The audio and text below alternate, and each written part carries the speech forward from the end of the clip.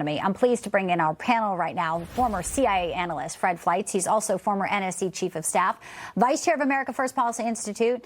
And alongside Fred, we welcome in national security analyst Brigitte Gabriel, the chairwoman for actforamerica.org. Her book right there, a bestseller, and it is called Rise. Welcome into you both. So much to get into. A pleasure to have you both.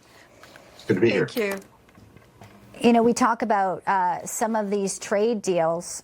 A lot of it's national security as well, be it China or be this one with the EU. Fred, just your top line thoughts here. You know, a pledge from the EU, Ursula von der Leyen, to buy $750 billion of U.S. energy. You know, when we've been talking for years about the war in Ukraine, it is the EU purchasing of Russian energy that has allowed them to fund this war for years. And now we saw stocks tumble. We see a 10 to 12 day deadline for Putin.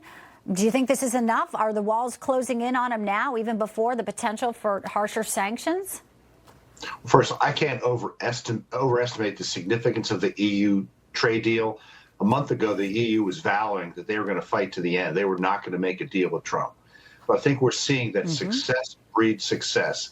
After the Japan deal and other Trump successes, nations are signing up to make deals with Trump. And this increase in Trump's credibility and leadership, the perception of success, gives him leverage to deal with Putin. He's also saying to Putin, look, you didn't take my 50 days seriously. I'm cutting it back to 2 weeks. That's what a credible president does. He adjusts his policies when the circumstances change. Yeah, and I just want to play the clip of him talking about Putin as well and get your reaction on the flip side here, Brigitte. Would have a good talk.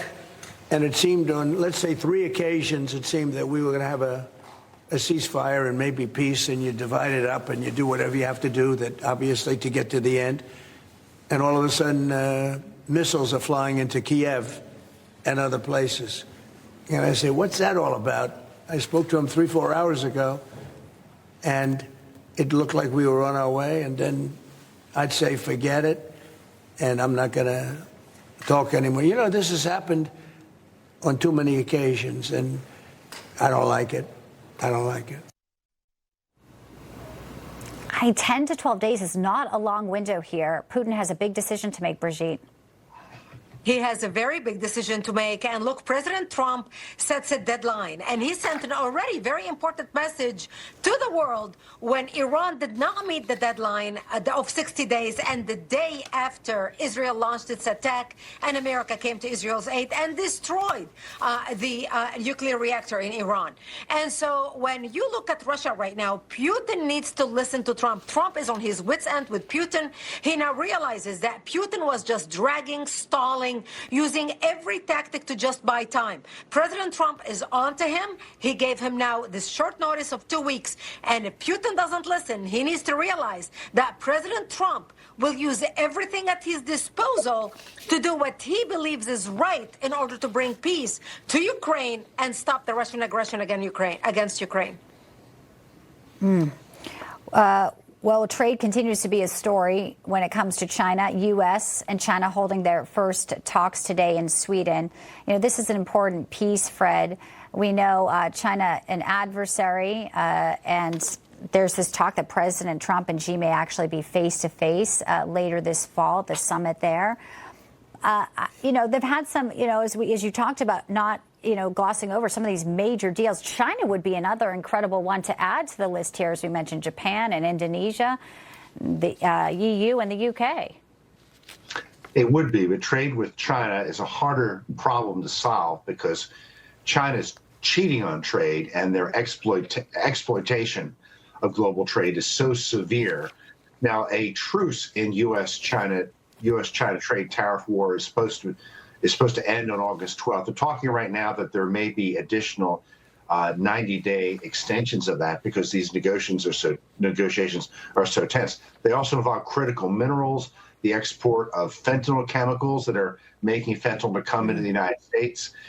So there's a lot to talk about here. Trump wants to get to an agreement. I think there will be a summit between Trump and Xi.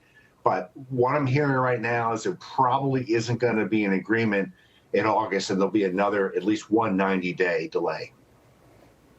All right. Well, we'll watch that closely. There's a story breaking right now. Real Clear Politics was breaking this story, and there's apparently now an investigation. The U.S. Secret Service has launched an incident over the weekend where an agent tried to smuggle his wife onto a Secret Service car plane on President Trump's visit to Scotland. So we're watching President Trump right now, who is landing back in Scotland after being at the tarmac at the airport. He's now back here in Aberdeen.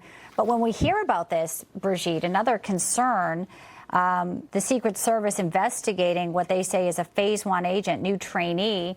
Over the weekend on the golf course, too, we saw an armored type of golf cart following President Trump.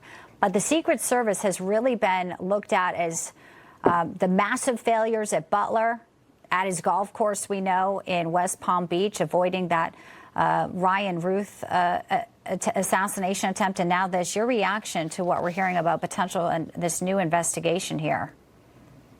Well, we know that many people want to see President Trump dead, whether they are our enemies from the outside or even enemies from the inside.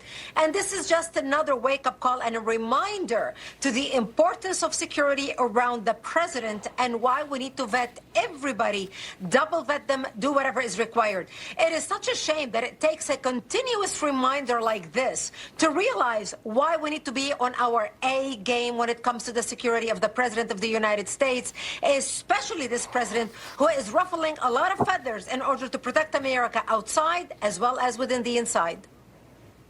Yeah, and also promote peace even in the Middle East. Fred, just a finer point on this, the investigation into the Secret Service Phase 1 agent, apparently it was a question about why they thought it would be okay to take his wife, who's also a member of the United States Air Force, on a mission support flight. It's a C-17 car plane to Scotland.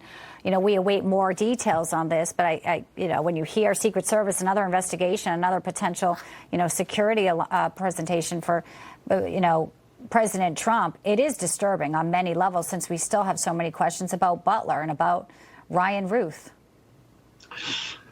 I'm sort of at a loss for words. People do stupid things, and this person's career is obviously over for doing something so absurd. It obviously wasn't a security threat, but it's a serious violation of the rules. We don't know who this additional person was. These people have to be vetted before they get on a presidential aircraft or have immediate access to the president. And I think there's going to have to be an evaluation of why this was even possible.